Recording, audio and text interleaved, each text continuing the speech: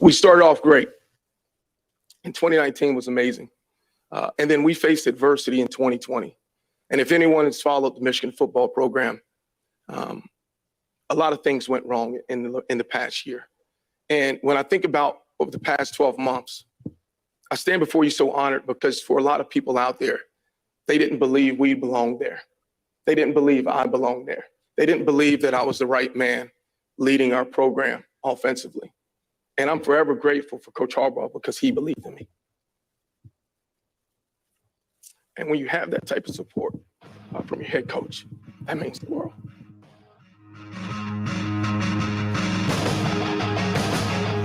All right, welcome in on this Friday. That right there, Michigan offensive coordinator Josh Guynes, as he received the Broyles Award, the top award that goes to an assistant football coach. He was able to bring that in. Some other hardware going to the Wolverines this week as, they win the Big Ten championship. And we are proud to have you in here, Michigan Tonight. That's Thomas Guynes. I'm Dennis Fithian. And Thomas, it's great to see you. How are you?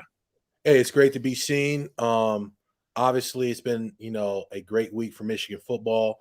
A lot of our guys are getting that well-deserved recognition. Definitely hoping that we're continuing to build upon this momentum, not only just for this season right here. I think this season right here is going to be so crucial in how the Michigan Wolverines progress within the next couple of 2-3 years. Our ability to go in, get the monkey off our back against the team from down south, coming in and finally able to get to Indianapolis and bring home a little hardware for the boys.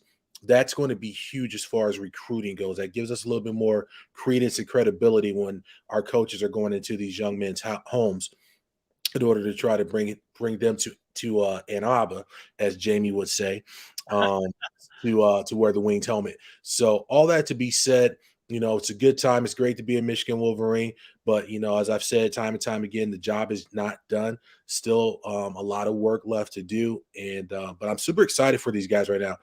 Very, very just proud of my little brothers. Happy that they finally got that seat at the table. So it's going to be real interesting to see how we finish out the season. You mentioned Jamie. I know he does have a military background with his father. It just occurred to me. I was looking at some of the text here. I was checking your email. You always use military time. Are you the Army Navy guy tomorrow, or is there a background in military that way? What's the being in law enforcement for the last 15 plus years, that's how we tell time. Oh, do you? Okay. All right. So I definitely have a great respect and honor for our military service people. Again, I'm that guy. Yeah, I thought about going to the Marine Corps, but I'm like, yeah, they run too damn much. So I just stuck with football. Well, it paid off for you. I think. Yeah, it paid for school. Yeah, you made the right choice. Michigan wins the Big Ten. You talked about that. What did you see? You had the 42-3 game. They didn't come out like against Ohio State. Michigan defense came right out and they played really well. The offense went right down the field and scored. It wasn't that way against Iowa. It's not like that. They did end up. You look at the final score. I mean, it was in most ways. They cruised to that, but they went 3 and out, and then Iowa did drive the ball right down the field on them. They missed a really short field goal. But then they got it together. What stands out to you as you look back? We've had all week here now to think about it. What stood out to you the most with the Big Ten championship game? What stood out to me the most, again, as an offensive lineman, was the attrition factor. As I continue to watch from start, obviously, to finish, and you saw the Iowa defensive front seven really start gearing it down. And not so much in a lack of effort per se, but as I've said from time immemorial, when you have a good offensive line and you continue to punch that defensive front seven in the mouth, it's really like they start looking for how much time is on the clock. When do we get off the field? Hey, let's go back to the drawing board at this particular point, because whatever we had schematically is not working at this particular point. So it's about taking the spirit, we jokingly say, but we mean it. It's about taking the soul of the guy that you're playing across from. And I think our offensive line did that. I think, the hard running, I think the big plays that we were able to get and just the overall effort that we showed on both sides of the ball, and special teams with getting that huge block punt. So all that to be said, again, I think we're peaking at the right time. I think the effort is there. I think that, we're playing a little bit better assignment, sound football at this particular point. I didn't really see a lot of missed assignments. Obviously, there's still some things that we can work on and tweak as far as getting better technique-wise in order to make the job a lot easier. But overall, I just think we're peaking at the right time, and the boys went there and did a fabulous job, played an entire football game. It wasn't, versus Michigan State, where we go in at halftime and then we just don't finish it. We just don't close these guys out. Our guys came out there. We had the first couple of series. Okay, boys, it's time to strap it up and let's get it together. And we tightened everything up, and it was a blue day. It was a blue day in Indianapolis. It was a blue day in Lucas Field Stadium, and I could not have been prouder of my little bros out there. Wish I could have been there, but obviously they had a rocking, ruckus good time over in Indianapolis. Yeah, what do you think? They did play their best football of the year at the end of the season, and today, it's already last Saturday, and today's Friday, and 3 weeks from today is New Year's Eve, so they got a lot of time. And there's there's a lot of time that we have on our hands to say, hey, what about this and what about that? What about the idea of, the momentum getting stopped because they're not playing next week and having that ability to carry it over to New Year's Eve? My thought is, and you can shoot it down, you can do whatever you want. It's that, they've had success. They've come into their own. That gives you confidence when you're out there executing. You go back and watch the film, and then, you get on the practice field, and I'd imagine whatever you're going through, and that, the games just get bigger and bigger and bigger. I would think that that momentum does carry to New Year's Eve. Do you agree with that? I mean, I totally agree with that. I mean, this is building to a fever pitch crescendo at this particular point. So when you go back and I'm hoping this is what the coaches are doing. Let's go back and watch the film, because as I said before, I'm not a coach, but I played the game for a long time, and there is some stuff technique-wise we can definitely improve upon. Obviously, because of the media and everything getting hyped up, you got Aiden for Heisman, Coach Harbaugh getting his accolades, Coach Gaddis getting his accolades, and several other guys on the team, Jake Moody. There's still this level of attention. There's this buzz that's still going around. So our job, or the job of the coaches, is how do we manage that? We have to have emotional management at this point. We want to keep the guys focused. It's not time to get too hyped up just yet. We got bowl conditioning, we got bowl practice, and we got finals, right? So we got to knock those three things out, make sure our guys, first of all, are going to be in shape, ready to go. Holidays are coming up yet again. So what does that mean? Family time, a lot of great eating taking place. So our strength conditioning staff has got their work cut out for them. This is the time to get all of those nicks, bumps, and bruises healed up. I need for my guys going in 100 miles an hour at 100% fitness rate. And then most importantly, though, because we talk about football all the time, but this is the Harvard of the Midwest. We got to take care of those finals. I'm looking for guys to come out academic All Big Ten, academic All Americans.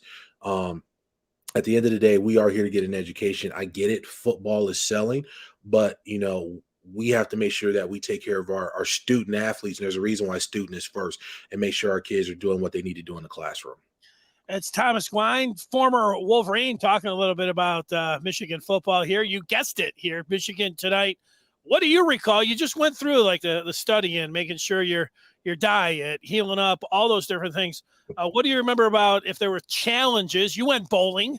Right. When you were a player, like you get done and there's a part of it, a little bit of a, let your hair down, take a couple days, to be like there's a maturation process that goes along with that. So as I alluded to earlier about the coaching staff, we want to make sure that our seniors are really taking this to heart to help manage what's taking place on this team. So yeah, you take a couple of days, you chill out for a few, you enjoy the fruits of your labor, but you understand that there's a clock that's ticking. As they say, time waits for no man. We got a carpe diem season today. Right now, these kids have such a great opportunity to go out here and do something fantastic that has not been done since 1997.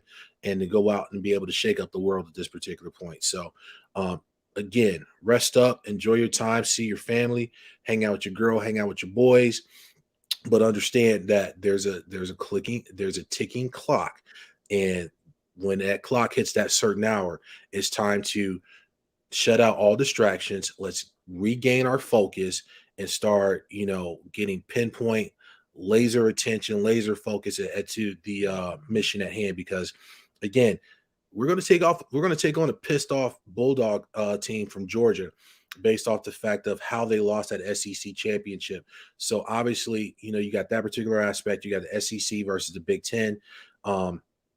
The guys from down south always feel like they play a better brand of football than we do up here in the Midwest or the North. So I'm really looking forward to our guys coming down there and showing them we know how to strap it up. We know how to lay wood, just like you guys do down in the SEC conference. Yeah, and I think Michigan has to be pretty confident. Maybe their fans should be confident too. They did play a team down south, not as far south as Georgia, but in Columbus. The Deep South Buckeyes, as some people call them. It felt like, now looking back, it's easier to see, but these guys did have an air of confidence about them. They're like, no, we're not intimidated. We can't wait. We're chomping at the bit. All those things. There was that part of it. What about Georgia here, especially their defense? I mean, if you paid attention this year to college football, this Georgia team, they were wrecking everybody that came in their path. The defense was giving up just like 7 points a game. I mean, it was a historically the number there. It was a historically great defense, being called a generational defense. And then they went out and Alabama smacked them upside the head. So you're right. They are ticked off. But what about Michigan as the offense looks over there and sees this defense, and now they're going to be all hot and wanting to show that was just an aberration here. How much of this great defense should Michigan not try? The game plan that they've had pretty much all year long, which involves running the ball against what is an incredible a Georgia defense. I think Michigan needs to go ahead and do what we've been doing, but also have the mental agility, if you will. There's no need to force anything here. Obviously, as a former offensive lineman, I'm chomping at the bit because I'm trying to show and prove that this highly touted Georgia defensive front seven, hey, we're just as good, right? So what better way for us to cement our legacy as a Michigan offensive line as a whole than to go out here and have a spectacular game against this highly touted Georgia Bulldog front seven defense. So from a schematic aspect of things, hey, why not? Let's try what we've been doing, but understanding that we have the ability to make adjustments if what we've been doing for whatever reason isn't working. Let's shift gears, and there's no shame in taking a tactical break. I'm not calling it a retreat, but a tactical break to sit back and reassess what it is Georgia's throwing at us right now, and how can we best counter that, and then put our players in the most advantageous position possible to be successful. Again, this isn't, a game of egos. It's obviously a game of wills, but I'm looking for our coaches, especially Gaddis at this particular point in the game, to have a better called game than the Georgia defensive coordinator, because I really believe that this game is going to be lost and or won between those two groups, our Michigan offensive line and the Georgia defensive front seven. They got, I believe his name is Jordan, number 99. They're three technique, highly touted individual, like 6'6", 6'7", 340 pounds, cat quick, strong as a bull, strong like bull. And it's going to be interesting to see, because we ran a lot of gap running plays against the Hawkeyes. Well, when I was talking earlier from some technique aspects of things, there's still times where we're not getting our head across the three technique or the interior lineman on the offensive line. There's still times where we're playing too high and not playing with great leverage. There's still too many times where I feel like we're just position blocking. With this young man right here, I'm not even sure what year he is, if he's a junior or senior, but obviously he comes out, has a good game here. and has the ability to go to the draft, why not? I need to go out here and show all the pundits that I'm the real deal, that you need to have me as high as you possibly can on your draft board, because look what I just did against this highly touted Michigan offensive line. I mean, we're in the runnings for one of the top four, the top offensive line in the country as a unit. So if he comes out here and wreaks havoc in our backfield all day, that speaks volumes for him. So if I'm Coach Moore, the Michigan offensive line coach, and we're going to be running that gap scheme. Obviously, I don't know what we're going to be running, but if that's going to be part of our repertoire during this upcoming game, I'm preaching all day to my centers and guards, getting your head front side, coming off the ball and driving. I went back and watched some highlights of the young man from Georgia, and he's splitting double teams like a hot knife through butter. So all these things to be said, we have our work cut out in front of us. Now, is it going to be a Herculean effort, or does it need to be? Because I think we have good guys up front. But I need for our guys up front to bring their A game, not only from an emotional, mental aspect of things, but just to be technically sound in how they go about their day. Well, if Godzilla Jordan Davis is 340, then I'm 140 right now. I think he's a little bit bigger than that, big 99. But yeah, I mean, he is a heck of a player. Michigan's got some pretty good defenders too, and that's what it's about when it gets to this point of the season.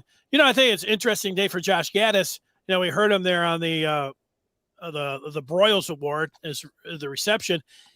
There was a chance that he was going to go to Virginia and take that job. Tony Elliott, the assistant coordinator at Clemson, he takes the Virginia job. So Gaddis doesn't take that. So at the time right now, I mean, it looked like he might have been out, but now he's back. And then the chance that the defensive coordinator from Georgia, he might be going to Oregon as the head coach. So those things could play a factor and how this thing plays out. But I think Josh Gaddis and company should, and maybe Michigan fans too, should be a little bit encouraged. Like Georgia had the third best, the second best in the Power Five when it came to just run defense. Number one was Wisconsin. And Michigan went to Madison, and neither Corum or Haskins had over 50 yards, but they had 34 carries between them. And they did go for, even on the first series, they went for 2 4th and 1s. They got the first one. They didn't get the second one. But they still attempted to run, and then they got some play action out of it, ended up hitting a flea flicker to Cornelius Johnson for the first score in that game. I think they should be feeling pretty good and confident that, hey, they've gone against a highly touted run defense. This is nothing like, the bright lights of, oh my God, Godzilla and the dogs. I mean, they should feel pretty good about, what kind of chance they have here. No, I mean, I definitely feel like you should, just because you have belief in self. I don't care who we're going to play across from, but if you're a man that's worth your salt, you should at least, if nobody else believes in your ability, you should believe in your own ability. So I'm hoping that the guys are just coming in and just coming in with their minds right. We're not too high, we're not too low, but we were just going to have a dogged determination to go out here and put forth our best game to date.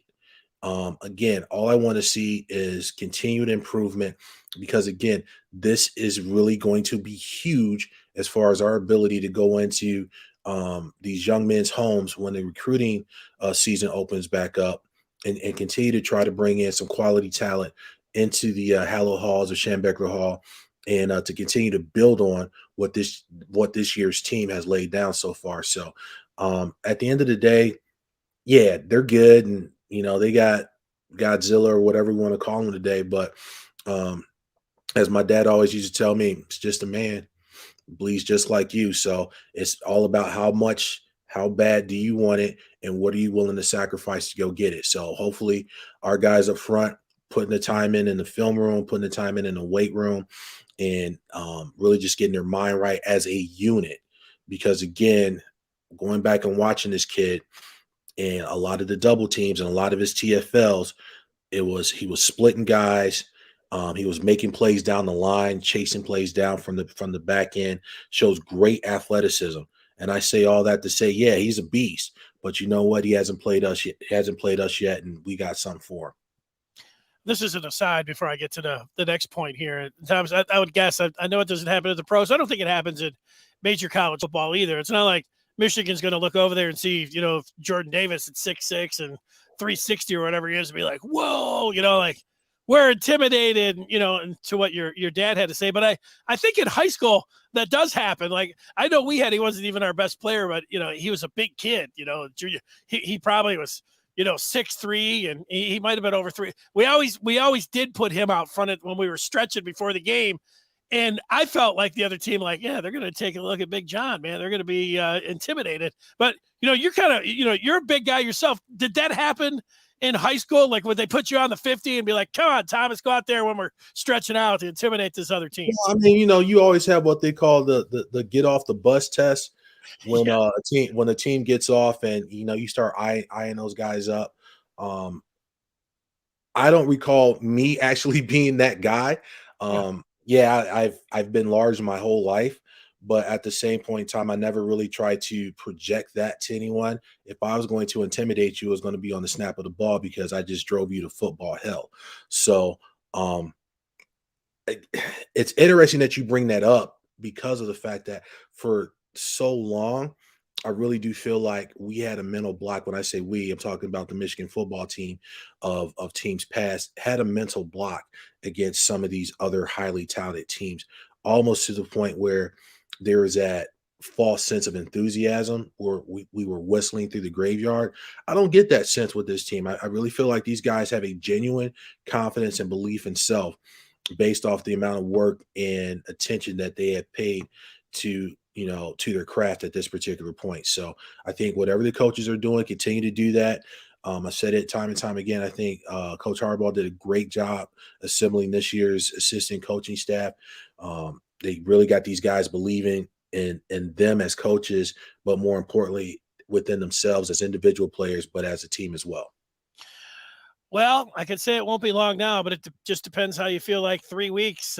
New Year's Eve, 7:30, or in your parlance, 19:30. There you go. Off, down in the OB, as they like to call it down there, Floridians, they call it the Orange Bowl, the OB. So they will be playing the Bulldogs. Thomas, look back to last week. We ask you every time when we have you on, give us the Thomas Guynes lineman or line of the week. Again, it's I have to say the entire offensive line as a whole, we did a really good job keeping the quarterback safe, opening up some holes on the gap schemes. Really impressed with our ability to get out in space and to get on smaller guys and get key blocks. Obviously, you got to, the two defensive ends, 55 and 97, continue to bring the funk off the edge. So, I can't really pick out one particular guy. And that's the beauty when people talk about, well, who was your favorite? Well, at the end of the day, you can't have a favorite without the other 10. And that's why I really feel like football being the best team sport ever created, because of the fact that in order for one to be successful, everybody else has just got to do one thing, and that's just do their job. So, Hutch and Ojabo get the praise and get the glory all of the time because of their obviously exceptional athletic prowess as far as racking up the stats. But when you go back and look, our quarterback stayed clean. Our running backs had, several chunk yardage plays. So obviously the big kids up front were doing the damn thing. So Michigan offensive line as a whole, our two defensive ends. So those are going to be my linemen of the game. I'm expecting to have the same conversation after the Georgia game, stating that our offensive line is going to do a great job keeping our quarterback safe.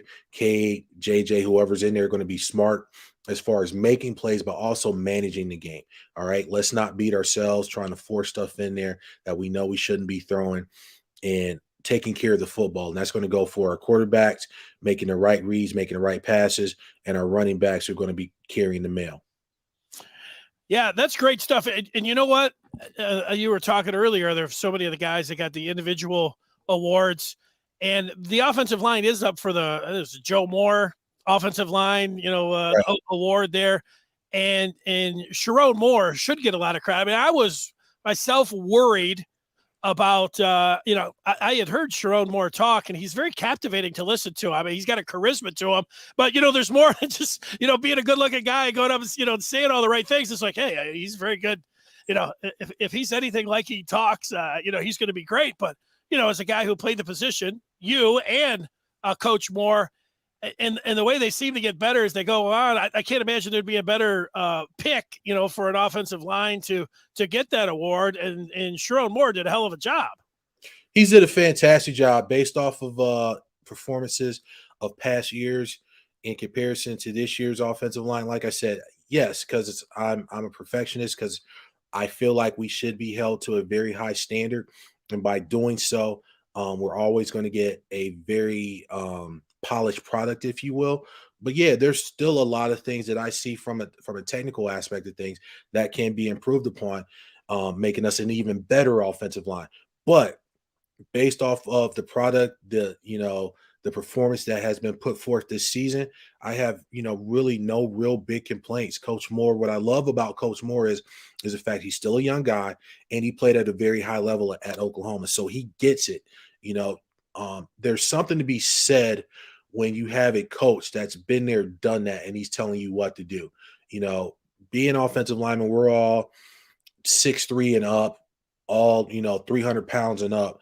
And if you got a guy that's 5'10" and 200 pounds, 210, telling you to go out there and this is how you block, and for a fact he's never done it at this level because physically he just doesn't fit the part, doesn't mean that it can't be done. And I'm not saying that there aren't really good O-line coaches out there that kind of fit that style, if you will, or that physical representation. But I'm telling you, one of the best coaches that I had was Carl Mock when I played with the Arizona Cardinals. Carl Mock played center for the Houston Oilers for like 10, 12 years back in the Earl Campbell days. And Carl Mock looked the part. So when Carl would, get in your face and do a typical Carl Mock deal, you had no choice but to accept it because he'd been there, done that. On the defensive side of the ball, we had Mean Joe Green was our D-line coach when I was out in Arizona. So yet again, been there, done that, multiple Super Bowl rings. You have to respect it. And it's not so much that you take it to heart when they start to get on you or they start to coach you a little bit aggressively. But if you were really astute to your craft and a student of your craft, you understand these guys been there, done that. So they're imparting a level of wisdom on you that most can't because they don't have that experience that they're sharing. So coming back full circle, when we start talking about Coach Moore and dealing with our current Michigan offensive line, been there, done that. He understands what you're going through. So that holds a lot of credence, whether people want to accept that or not. It speaks volumes. It's just like having Mike Hart in the running back room. Even when you talk about with Coach Harbaugh and dealing with the quarterbacks, been there, done that. So you got to respect it. So again, salute, hats off to Coach Moore for doing a hell of a job this year. Final question for you, Thomas. When you mentioned there still could be, like if you're striving for perfection, when you look at the offensive line, is it a technique with the whole group? Is it one thing like you have choppy steps? Is there or hand placement? Whatever it is there something that you could identify or at least say that this could be the thing that they would strive for to even take it to the next level? And it's been really good, if not great. I would definitely say pad level. And again, because we're running so much of a gap scheme, I go back just having watched the Georgia kid play and splitting double teams. You got to get your head across as far as getting that cutoff block, because that's going to be crucial. We have to stop the penetration. There's a couple of plays where we're pulling guys and our center snaps the ball, gets the ball back fine, but, takes half a step, one step, position blocks, and is standing straight. Is standing straight up and actually gets driven off the ball, a yard or two, which causes our pullers to belly, and they don't get out able to get their kick out block or get upfield to pull a field to get to the second level. So again, getting and coming off the ball, pad level, and then getting our head across on our cutoff blocks are going to be imperative for us to be successful in the run game coming up in the Orange Bowl against the Dogs. I'm ready, man. You got me out here. Like, I want to go watch football. I don't know why I'm boxing at the camera, but, I'm fired up. Thomas, thanks for, your time and getting everybody ready. It won't be long. It will be the OB. It'll be 2022, but we got some things to take care of here in 2021. We'll talk with you again before they kick off, hopefully. Have a great weekend. You as well. Stay safe out there. And as always, go blue. There he is, Thomas Guynes.